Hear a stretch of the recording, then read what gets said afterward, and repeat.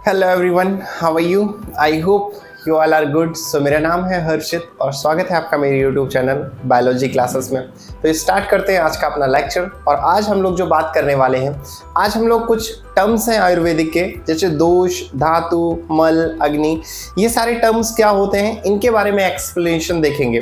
ठीक है, last lecture में हमने बात किया था कि feature of a healthy person, एक हेल्दी पर्सन जो होता है उसके क्या क्या फीचर होते हैं। आयुर्वेदा के अकॉर्डिंग हेल्दी पर्सन किसको माना गया है?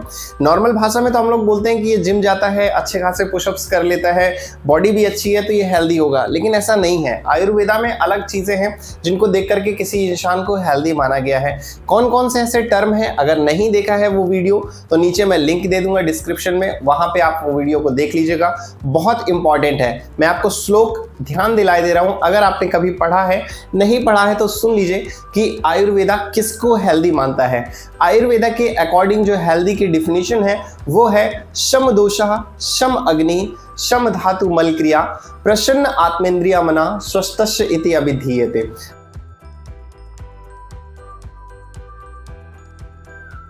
आयुर्वेद कहता है कि शम दोषा, जिसके दोष जो हैं वो समान अवस्था में हो। दोष क्या होते हैं? वात, पित्त और कफ। वैसे तो जब हम दोष को डिटेल एक्सप्लेनेशन में बात करेंगे तो दो तरह के देखेंगे, एक मानसिक दोष, एक शारीरिक दोष। लेकिन अभी हम हेल्थ जो बात कर रहे हैं वो शारीरिक बात कर रहे हैं। तो शारीरिक दोष जो है वो आपके वात, पित्त और कफ है। तो यहाँ पर वात, पित्त और कफ की बात की गई है। ठीक है, तो वो इक्विलिब्रियम में होना चाहिए। अब ये वात, पित्त, कफ क्या है, ये सारी चीजें हम लोग पढ़ेंगे एक्सप्लेनेशन में धीरे धीरे आगे आने वाले लेक्चर्स में। उसके बाद बोला है शम अग्नि, आपकी अग्नि भी समान होनी चाहिए। अग्नि क्या होती है? अग्नि is related with your digestive fire, यानी अगर कोई चीज अगर आप खाते हैं तो वो अच्छे से डाइजेस्ट हो रहा है आपकी बॉडी में, कोई टेबलेट या डाइजीन की दवा तो नहीं लेनी पड़ रही है आपको भोजन को पचाने के लिए। जैसे बहुत सारे ऐसे लोग भी हैं जो जिम तो जाते हैं, सप्लीमेंट्स भी लेते हैं, लेकिन कोई दाल खिला दो, कोई प्रॉपर सब्जी खिला दो तो बोलेंगे ये हमें डाइजेस्ट नहीं होता, ये हमें हजम नहीं होता, वॉमिटिंग आ जाती है, चने की दाल नहीं खा पाते। तो ये सारी चीजें आपको एक हेल्दी पर्सन नहीं अलाउ करती, आपको नहीं कहा जा सकता है कि आप एक हेल्दी पर्सन है। ठीक है, क्योंकि आपकी जो अग्नि है वो कहीं ना कहीं उतनी अच्छी नहीं है जितनी होनी चाहिए। ठीक है, नेक्स्ट आता है शम धातु मल क्रिया। आपकी जो धातुएं हैं, मैंने पहले ही बताया था धातुएं 7 प्रकार की होती हैं, रस, रक्त, मांस, मेद, अस्थि, मज्जा और शुक्र। ये सारी धातुएं भी इक्विलिब्रियम कंडीशंस में होनी चाहिए।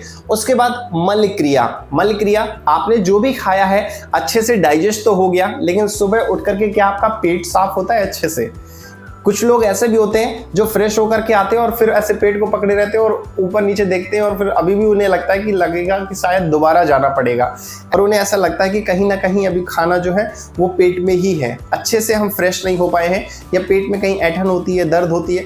अगर ये सारी भी चीज़ें हैं तो भी आप हेल्दी कंडीशंस में नहीं हैं। तो आयुर्वेदा कुछ इस तरह से हेल्थ के बारे में बताता है, और भी कई सारी चीज़ें हैं, इसको हम लोग डिटेल स्टडी करेंगे। आज हम लोग बात करते हैं इन्हीं टर्म्स की जो आ रहे हैं कि दोष क्या होते हैं, धातु क्या होते हैं, मल क्या होते हैं, अग्नि क्या होती है। इन टर्म्स के बारे में हम लोग समझते हैं और इनके बारे में हम लोग डिटेल स्टडी और आगे आने वाले लेक्चर्स में करेंगे। तो चलो स्टार्ट करते हैं आज का अपना लेक्चर। तो चलो आज स्टार्ट करते हैं। देखो लास्ट में श्लोक दिखाई दे रहा होगा, शम दोषः, सम अग्नि, शम धातु मल क्रिया, प्रसन्न आत्मेन्द्रिय मना, स्वस्थ इति अभिधीयते। ठीक है, अब नेक्स्ट हम लोग बात करते हैं brief explanation of the terms. ठीक है, कुछ साइंटिफिक टर्म है, सबसे नीचे देखो दिखाई दे रहा होगा, दैट इज कॉल्ड दोष। ठीक है, सबसे पहला टर्म है दोष। दोष का क्या मतलब होता है? 3 important body elements, that is vata, pitta and kapha, which can be called as a 3 bioenergies or functional and structural unit of a body। ठीक है, अब यहाँ पर फंक्शनल और स्ट्रक्चरल यूनिट बोला गया है बॉडी का। जैसे आपने पढ़ा होगा किडनी के बारे में, तो वहां पर नेफ्रॉन के लिए ये टर्म आया था कि functional and structural unit of a body, यानी कि जिसके थ्रू पूरी किडनी चलती है, दैट इज कॉल्ड नेफ्रॉन। ठीक है, वैसे ही वात, पित्त और कफ, ये 3 ऐसे दोष हैं जिसके थ्रू पूरी बॉडी चलती है। ठीक है, इनमें से कोई भी चीज घट या बढ़ रहा है तो कहीं ना कहीं हमारे शरीर में दोष उत्पन्न हो रहे हैं। नेक्स्ट टर्म है दैट इज धातु। धातु 7 तरह की होती है, मैंने पहले ही बताया, फिर से देख लीजिए। Responsible for the stability and growth of the body. हमारी बॉडी इन्हीं धातुओं की वजह से ही ग्रो करती है। मैंने पहले भी बताया था कि मांस जो है, अगर जिम जाते हैं आप, कोई भी चीज खाते हैं, उससे क्या कर रहे होते हैं, अपनी मसल्स को ग्रो कर रहे होते हैं, तो यानी कि मांस धातु को ग्रो कर रहे होते हैं। तो ये इन 7 धातुओं में एक टाइप है।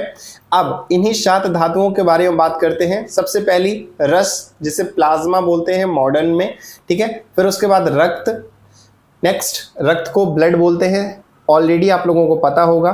थर्ड धातु दैट इज मांस या मसल टिश्यू। फोर्थ मेद, एडिपोज टिश्यू। फिर उसके बाद फिफ्थ अस्थि, बोन्स, मज्जा जिसे नर्व टिश्यू बोलते हैं, एंड ऑल्सो बोन मैरो, ठीक है। मज्जा को नर्व टिश्यू भी बोल सकते हैं और बोन मैरो भी बोल सकते हैं। लास्ट शुक्र या रिप्रोडक्टिव टिश्यू, ठीक है। नेक्स्ट टर्म जो है वो है मल। These are waste product. आपको पता होगा मल एक ऐसा शब्द है जो कहीं ना कहीं वेस्ट प्रोडक्ट से रिलेटेड है। They are mainly of 2 types, gross and subtle. 2 तरह के हमें दिखाई देते हैं मल। First one is gross, second is subtle. The gross waste product are मूत्र एंड पुरीश। जो ग्रॉस है वो आपके 2 तरह के होंगे, urine and faeces. Next sweat, वो भी आपका आ जाएगा किसमें, आपके ग्रॉस वेस्ट प्रोडक्ट में। While the subtle waste product are called as क्लेद। और लास्ट में सब्टल जो है वो क्लेद होगा।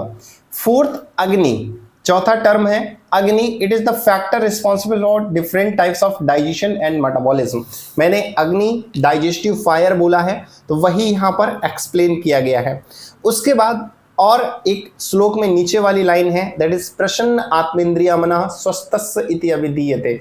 तो यहाँ पर प्रसन्न आत्मेंद्रिय मनः, आत्मा और मन के बारे में भी बात किया गया है, सोल और माइंड के बारे में भी बताया गया है। तो उसके बारे में भी हम लोग कुछ बात करते हैं। तो नेक्स्ट आपको दिखाई दे रहा होगा fitness at the psychological level. In the second line of definition of a healthy person there is an understanding about subtle element of the body, like one must have psychological, emotional and social fitness. There should be alertness, activeness, freshness of senses, mind and soul. अब healthy person में कई सारी चीजें मैंने आपको जो बताई, दोष, धातु, मल, अग्नि, इन सब के साथ साथ अगर आपका माइंड, आपके जो सेंसरी ऑर्गन है, इनका भी अच्छे से काम करना जरूरी है। आपका दिमाग काम नहीं कर रहा, आप देखने में बहुत अच्छे हैं, आपकी बॉडी पर्सनालिटी बहुत अच्छी है, जो भी खाते हैं सब पच जाता है, सुबह फ्रेश भी होते हैं, लेकिन जब पढ़ने जाते हैं तो चीज़ें आपको याद नहीं होती। कोई भी चीज़ आपको याद करने दी जाए आप भूल जाते हैं, आपका माइंड काम नहीं कर रहा, सेंसरी ऑर्गन काम नहीं कर रहे, कोई भी चीज़ आपको महक नहीं आ रही, स्मेल नहीं आ रही है ना, कुछ खा रहे हैं, पी रहे हैं, समझ, ठीक है। तो यहाँ पर बताया गया है सेंसरी ऑर्गन, माइंड और सोल के बारे में। फिर प्रसन्नत्व, यानी कि प्रसन्न आत्मेंद्रिय बोला था ना, तो प्रसन्नत्व यानी फ्रेशनेस, हमेशा खुश रहना, एकदम फ्रेश दिखाई देना। ऐसा नहीं कि सोकर उठे हैं, मुंह लटका हुआ है, चीजें ठीक से कर नहीं रहे हैं, कोई आपसे बात कर रहा है तो आप सही से उससे बात नहीं कर रहे हैं। तो this is called freshness of these element can be just as follows, ठीक है।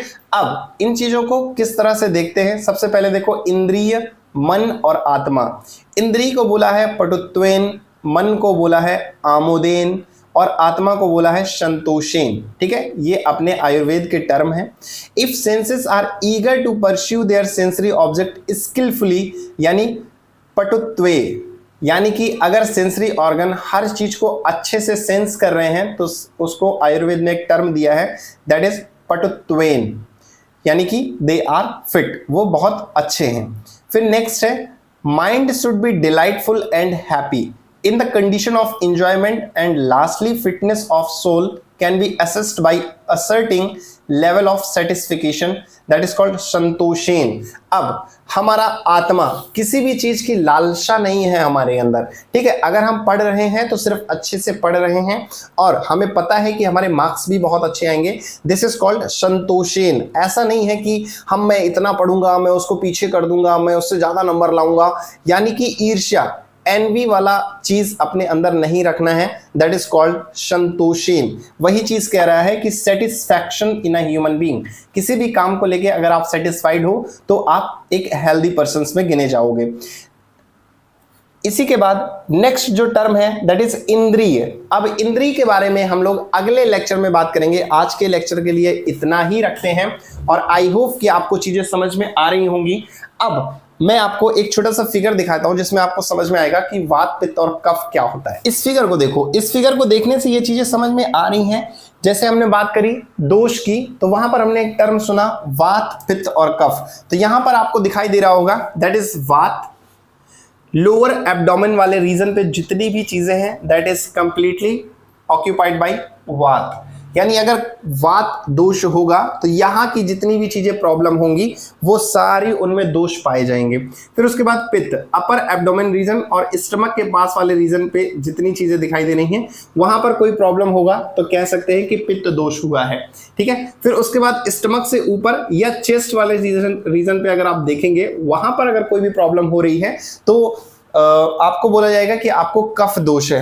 तो पढ़ने में तो ऐसा आता है कि वात, पित्त, कफ ऊपर से नीचे होंगे, लेकिन जब आप फिगर में देखेंगे तो अपनी बॉडी में आप हाथ रख करके महसूस करिए कि सबसे ऊपर जो है वो कफ है, फिर उसके बाद बीच वाला रीजन जो है दैट इज पित्त एंड लास्ट नीचे लोअर एब्डोमेन वाले रीजन पे दैट इज वात, ठीक है। तो यहाँ पर इसका प्रकोप होगा वात का और बीच वाले रीजन पे पित्त का और ऊपर कफ। अब एक चीज मैं आपको बताता हूं, कॉमनली आप रिलेट कर पाएंगे। कफ, कफ के नाम से हमें एक चीज आती है कि खांसी। वैसे तो कफ ये आयुर्वेद का अलग है, वो COUGH वो वाला कफ वो अलग है, लेकिन फिर भी अगर आपको ये रीजन याद रखने हैं तो उसके लिए मैं आपको एक टर्म बता रहा हूं या एक ट्रिक समझ लीजिए कि कफ का मतलब, कफ अपर चेस्ट वाले रीजन पे जो भी कोई प्रॉब्लम होगी तो वहां पर कफ का दोष होगा। तो जैसे ही हम सिगरेट पीते हैं, स्मोकिंग करते हैं, तो जैसे ही धुआं अंदर जाता है तो हमारी बॉडी को क्या लगता है कोई फॉरेन बॉडी एंटर कर रही है, तो वो उसको अपोज करने की कोशिश करती है और उसकी वजह से खांसी आने लगती है और दैट्स व्हाई वो जो खांसी आती है दैट इज कॉल्ड कफ। तो उसी को रिलेट कर सकते हैं कि जो कफ का दोष है वो हमारे अपर चेस्ट वाले रीजन पर हो सकता है, ठीक है। तो ये है, अभी हम इसको डिटेल स्टडी करेंगे। अभी मैं आपको सिर्फ दिखा रहा हूं, अभी हम लोग वात को उठाएंगे, वात के बारे में डिटेल स्टडी करेंगे, ठीक है। वात के कितने टाइप्स होते हैं, कैसा होता है, क्या क्या चीजें होती हैं। वात का मतलब वायु है, हमारे बॉडी में जो भी एयर है वो कैसे ट्रेवल करती है, ये सारी चीजें हम लोग वात में पढ़ेंगे। फिर सेम वैसे ही पित्त को उठाएंगे और पित्त के बारे में डिटेल स्टडी करेंगे, पित्त के बारे में समझेंगे, पित्त क्या होती है। आपने सुना होगा पित्त की थैली, ऐसा कुछ करके टर्म सुना और रखा होगा।